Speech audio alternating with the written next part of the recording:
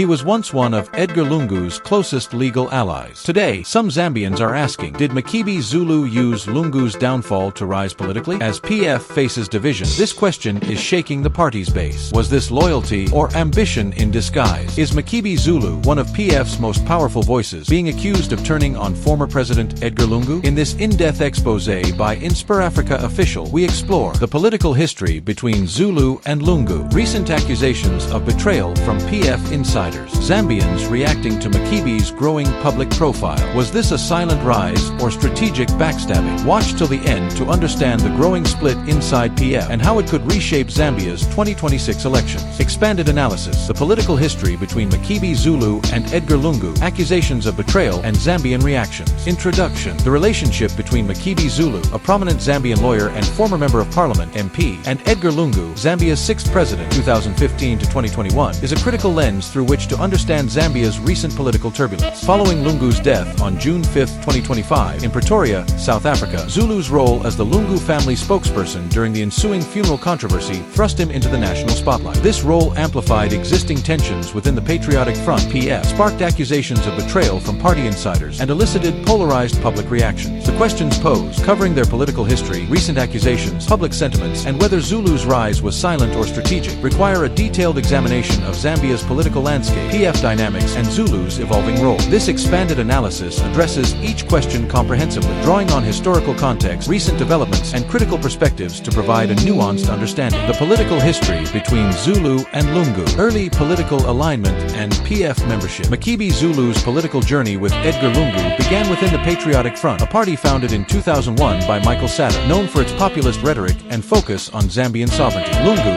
a lawyer from Chihuahua, joined the PF after its formation, rising through its ranks to become a key figure under Sata's presidency 2011 to 2014. Zulu, also a lawyer, entered politics later, securing the Malambo constituency parliamentary seat in 2016 under Lungu's presidency. Their shared legal backgrounds and PF affiliation laid the foundation for a relationship built on political loyalty and professional synergy. Zulu's tenure as MP 2016 to 2021 coincided with Lungu's presidency, a period marked by ambitious infrastructure projects such as the Chinese-funded Lusaka-Ndola dual carriageway, but also by economic challenges, including Zambia's 2020 debt default, the first African nation to default during the COVID-19 pandemic. Zulu was a staunch supporter of Lungu's administration, aligning with the PF's pro-Lungu faction amid internal party divisions. The PF faced factionalism, with some members, like former Vice President Guy Scott, challenging Lungu's leadership after Sata's death in 2014. Zulu's loyalty to Lungu positioned him as a reliable ally during these turbulent years. Legal representation and post-presidency support. Zulu's role extended beyond politics into legal advocacy, particularly after Lungu's 2021 election loss to Hakainde Hichilema of the United Party for National Development (UPND). Lungu's presidency ended amid allegations of corruption, voter intimidation, and economic mismanagement, with Hichilema securing a landslide victory by nearly 1 million votes. Post-2021, Lungu faced legal and political challenges, including police searches of his residence in May 2023 over suspicious property ownership, which Zulu denounced as a political witch hunt. Zulu also represented Lungu's wife, Esther, in court cases involving alleged theft of vehicles and property titles, reinforcing his role as the family's legal bulwark. Zulu's legal defense of Lungu was particularly significant during controversies over Lungu's retirement benefits. In October 2023, when Lungu announced his return to frontline politics as the PF leader and Tans Alliance presidential candidate, Hichilema's government stripped him of his retirement privileges, citing Zambian law that prohibits former presidents from active politics. Zulu publicly criticized this move, framing it as political persecution, which endeared him to Lungu's supporters but deepened tensions with the UPND. Context of Lungu's presidency and PF dynamics. To fully grasp Zulu's relationship with Lungu, it's crucial to contextualize Lungu's presidency and the PF's internal dynamics. Lungu assumed power in January 2015 after Sata's death, winning a by-election against Hichilema by a narrow margin of 27,757 votes. His 2016 re-election was equally contentious, with Hichilema disputing the results at the Constitutional Court, alleging electoral fraud. Lungu's tenure was characterized by progressive reforms, such as appointing Zambia's first female vice president in Waina and commuting death sentences, but also by authoritarian measures, including invoking emergency powers to curb unrest and enacting the Cybersecurity and Cybercrimes Act, which critics argued suppressed dissent. Within the PF, Lungu faced challenges from factions advocating for new leadership, particularly as economic woes, high unemployment, rising debt, and a struggling Kwacha eroded his popularity. Zulu, as a relatively junior MP, remained loyal to Lungu, aligning with figures like Davies Mwila, who replaced Lungu as PF Secretary General in 2014 before Lungu's reinstatement. This loyalty cemented Zulu's standing within Lungu's inner circle, setting the stage for his post-presidency role. Recent accusations of betrayal from PF insiders. The funeral controversy, catalyst for tensions. Edgar Lungu's death on June 5, 2025, from cardiac complications during surgery in Pretoria, South Africa, triggered a national crisis over his funeral arrangements. The Zambian government, led by Hichilema, planned a state funeral with full military honors at Embassy Park in Lusaka, the traditional burial site for Zambian presidents. However, Lungu's family, represented by Zulu, halted the repatriation of his body, citing Lungu's dying wish that Hichilema not attend his funeral. Zulu announced on June 20, 2025, that Lungu would be buried in South Africa, accusing the government of breaching agreed funeral terms. This decision sparked accusations from PF insiders that Zulu was exploiting the controversy for personal gain. While the PF, led by acting President Given Labinda, publicly supported the family's stance, internal murmurs suggested discomfort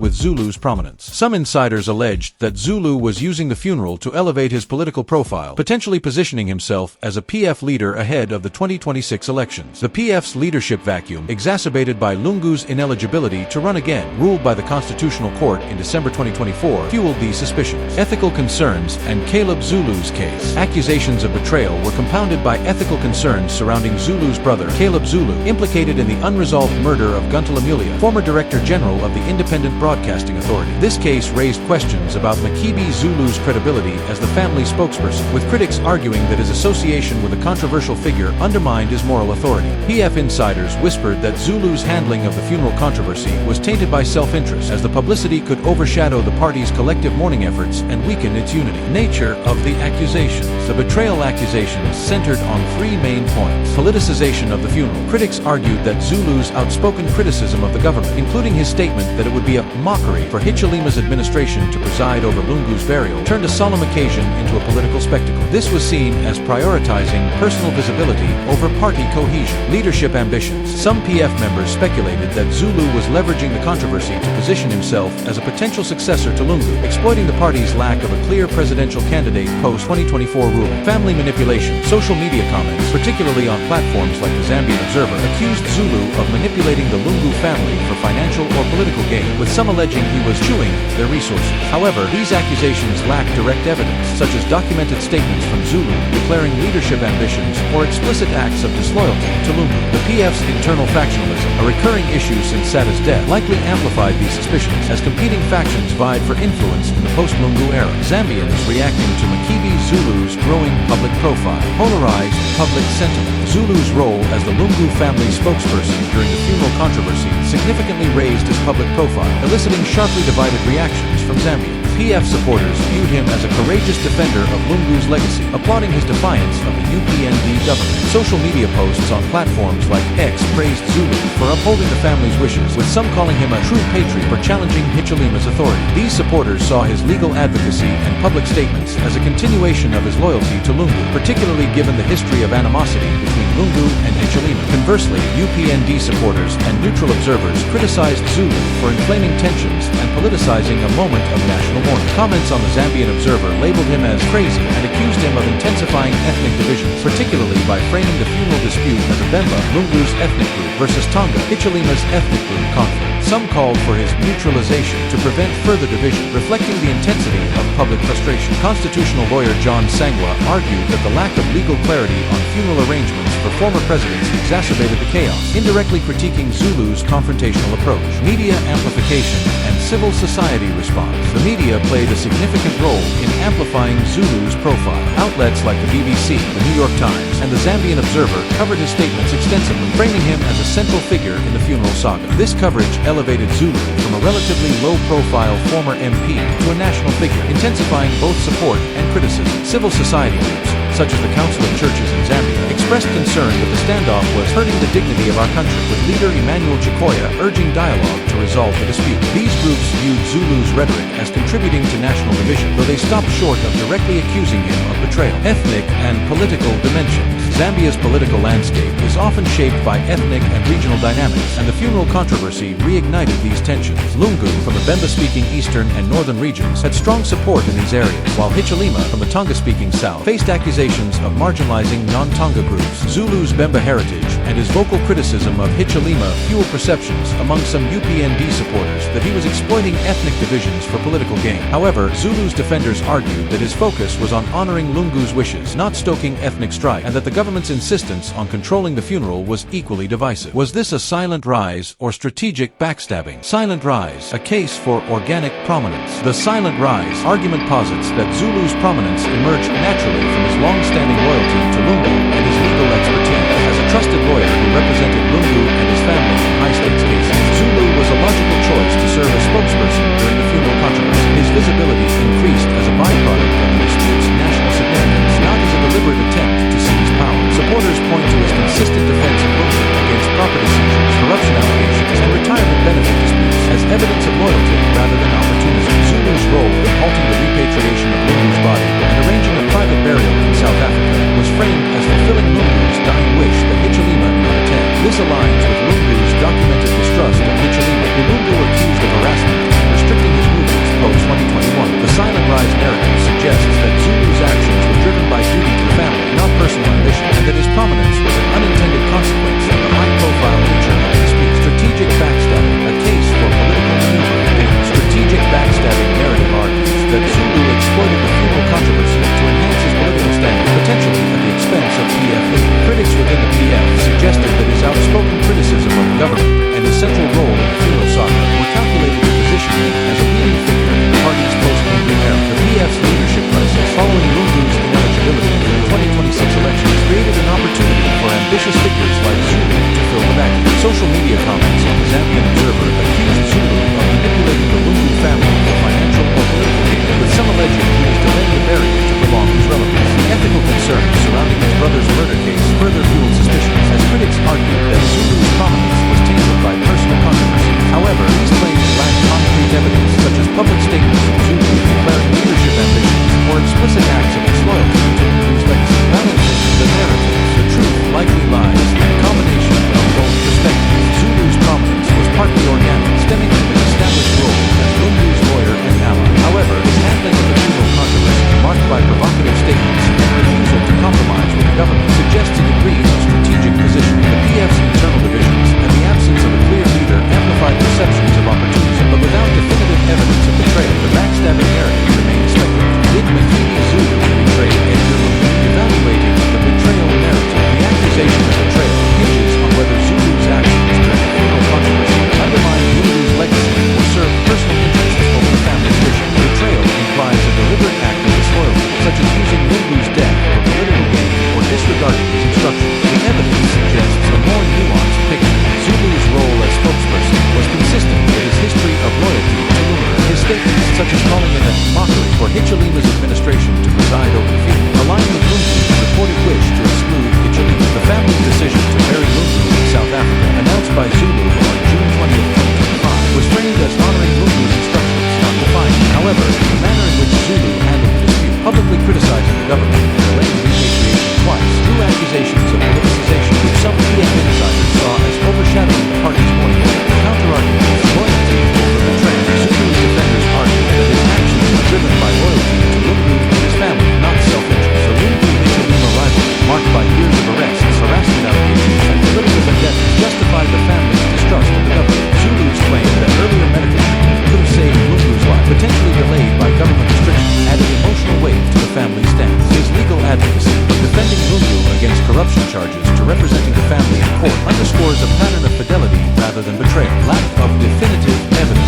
No direct evidence, such as documented statements or actions by Zulu explicitly undermining Lungu, supports the betrayal narrative. The accusations appear rooted in speculation, fueled by the PF's internal rivalries and the ethical concerns surrounding Caleb Zulu's case. The polarized political climate, with PF loyalists clashing with UPND supporters, amplified suspicions of Zulu's motives, but these remain unproven. Their political relationship explained. A multifaceted bond. The relationship between Makebi Zulu and Edgar Lungu was rooted in shared political goals, legal collaboration, and personal trust. As a PF MP from 2016 to 2021, Zulu supported Lungu's presidency, aligning with the pro-Lungu faction against internal challengers. His legal representation of Lungu and his family post-2021 deepened their bond, particularly during controversies over property seizures and retirement benefits. Zulu's role as spokesperson during the funeral controversy was a natural extension of this trust, as the family relied on his legal expertise and loyalty to navigate a politically charged dispute. Tensions and misunderstandings. While their relationship was strong, the funeral controversy exposed tensions. Some PF members felt that Zulu's prominence overshadowed the party's collective efforts, leading to accusations of self-interest. These tensions reflect the broader context of Lungu's rivalry with Hichilema and the PF's leadership crisis, rather than a clear break between Zulu and Lungu. The lack of evidence for explicit disloyalty suggests that any perceived betrayal was a product of political dynamics, not personal animosity. What happened after Lungu's exit? Post-presidency challenges. After his 2021 election loss, Lungu initially retired, leaving Given Lubinda as PF acting president. His presidency had been criticized for economic mismanagement, with Zambia's debt reaching unsustainable levels, and for authoritarian measures, such as arresting Hichilema 17 times during his tenure. In October 2023, Lungu announced a political comeback, resuming PF leadership and joining the Tons Alliance as its 2026 presidential candidate. However, the Constitutional Court's December 2024 ruling barred him from running, citing his two prior terms, 2015 to 2016 and 2016 to 2021. Lungu faced ongoing allegations of corruption, including a 2019 memo from the Zambian Financial Intelligence Center linking him to bribes from a Swazi construction magnate. Police searches of his residence in 2023 and legal action against his wife, Esther, intensified perceptions of political persecution. Lungu also claimed he was effectively under house arrest and barred from traveling abroad for medical treatment, allegations the government denied. Death and funeral standoff. Lungu's health deteriorated, and he traveled to South Africa in January 2025 for treatment, where he died on June 5, 2025, at age 68. The PF and Lungu's family accused the government of contributing to his death by delaying medical travel, a claim denied by spokesperson Cornelius Mwitwa. The funeral dispute began when the family, led by Zulu, rejected a state funeral presided over by Hichilema, citing Lungu's instructions. Negotiations initially led to an agreement for a state funeral on June 22nd, but the family halted repatriation twice, on June 18th and 20th, accusing the government of violating terms. A South African court intervened on June 25th, halting the burial until August, pending a legal resolution. Accusations from PF loyalists. Internal party dynamics. PF loyalists, while aligned with the family's stance, expressed unease with Zulu's prominence.